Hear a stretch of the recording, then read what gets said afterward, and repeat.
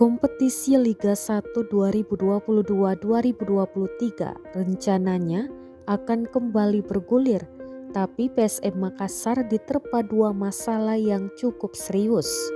Skuad PSM Makassar sejak Liga 1 2022-2023 dihentikan sementara tetap menjalani latihan secara terpusat.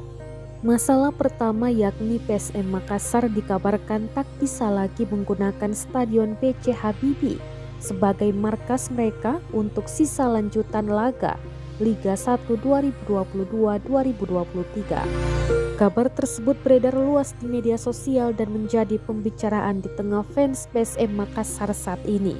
Terkait dengan tak bisanya lagi PSM Makassar bermarkas di Stadion B.J. Habibie lantaran hanya ada beberapa stadion yang layak menggelar kembali laga Liga 1 2022-2023. Namun, dari daftar yang beredar, Stadion B.J. Habibie yang terletak di kota Parepare tak masuk list.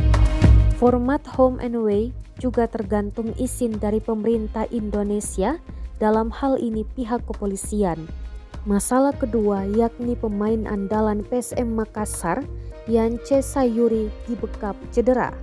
Bek sayap PSM Makassar itu masih jalani latihan terpisah. Sudah sepekan lebih pemain 25 tahun itu tak bergabung di latihan bersama PSM Makassar. Ia hanya menjalani latihan ringan di pinggir lapangan didampingi tim medis. Pelatih PSM Makassar, Bernardo Tavares, membeberkan Yance Sayuri belum siap, masih perlu istirahat.